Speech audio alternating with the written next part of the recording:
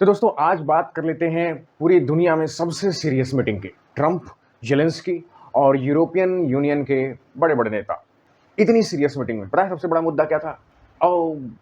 Big black suit, fit black suit. सबको लगा था जेलेंस्की पिछली बार की तरह मिलिट्री वाला टी-शर्ट वगैरह पहन के चले आएंगे। पहले भी ट्रंप ने आपने देखा होगा इस चीज़ को लेकर के उनको टोका था।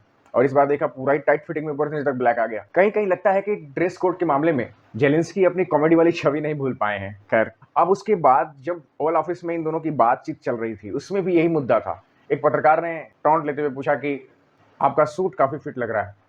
तो जेलेंस्की ने जवाब दिया, मैंने तो चेंज कर लिया, आपने नहीं चेंज किया। यही हो रहा, कमाल है। उसके बाद बीच मीटिंग में यहाँ मीटिंग हुई और ट्रंप चले गए पुतिन को कॉल करने। फोन बूथ है, 40 मिनट। बाकी लीडर टांग पर टांग चढ़ा के बैठे रहे, अब आएंगे अब आएंगे अब आएंगे। 40 मिनट पुतिन से बात हुई, फिर पता नहीं पुतिन से बात करके फिर आए, फिर कुछ बात की। फुल फ्लेक्स किया ट्रंप साहब ने। इटली की महारानी जॉर्जिया मेलोनी, इनके आई रोल कई बार लाइमलाइट में रहते हैं। ये ट्रंप और दूसरे जो लीडर थे उनके बीच में बातचीत चल रही थी और ये ऊपर नीचे आई रोल कर रहे थे। जैसे लगता है कहाँ फंस गए इन दोनों की बकबक के बीच में।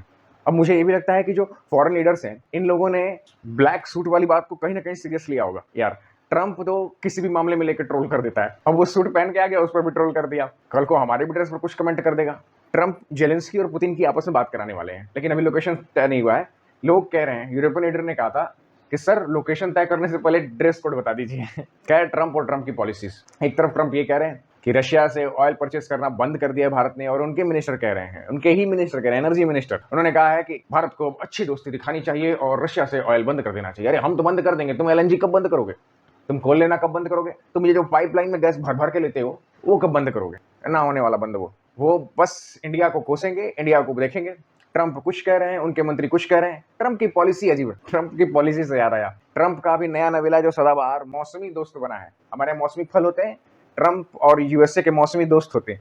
अब ये जो मौसमी दोस्त बने हैं पाकिस्तान, इनकी एक सैटेलाइट फुटेज रिलीज हुई है मैक्सस्टार टेक्नोलॉजी से, ऑपरेशन सिंदूर के समय। पहाड़ों से ऊंची, समुंदर से गहरी, जो इनकी नेवी की ताकत है। आपको याद होगा जो एडमिरल थे इनके पाकिस्तान नेवी के, उनको भी इन्होंने हिलाले जुर्म सॉरी हिलाले जुर्रत दिया है। अवार्ड का नाम है, एक अवार्ड हमारे प्राइम मिनिस्टर को भी मिलना चाहिए, हिला दे पाकिस्तान का।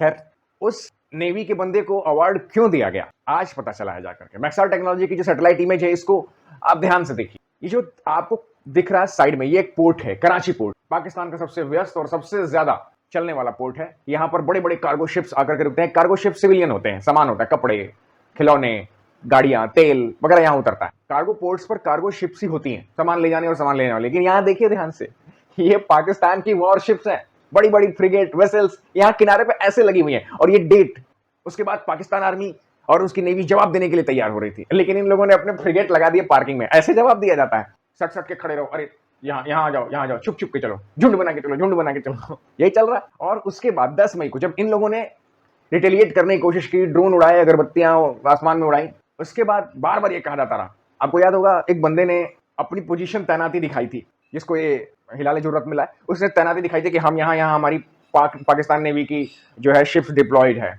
अब हम आपको बताते हैं डिप्लॉयड कहाँ थे। 10 मई का ये दूसरा फुटेज निकला है सैटेलाइट का, और ये शिप्स मिली है ग्वादर पे। दोस्तों ग्वादर ईरान बॉर्डर के पास है, भारत इनके ईस्ट साइड है, ईरान उनके वेस्ट साइड है, और वो अपनी शिप्स को लेके गए वेस्ट साइड। ईस्ट साइड आना था ना, जब इतना उनके अंदर जुर्रत थी और इतने वो कन्फ्रंट करने के चक्कर में थे, तो ईस्ट साइड आना था, भारत के साइड आना था। वो अपने शिप, वॉर शिप्स को लेकर के ले गए ग्वादर बंदरगाह। वो भी एक कार्गो टर्मिनल है, वहां भी ढुलाई के सामान उतरते हैं, रोजमर्रा की जरूरतें वो सामान उतरते हैं, वहां भी उन्होंने वॉरशिप लगा रखी। वाह, कमाल का कन्फ्रंटेशन किया था आईएनएस विक्रांत के साथ।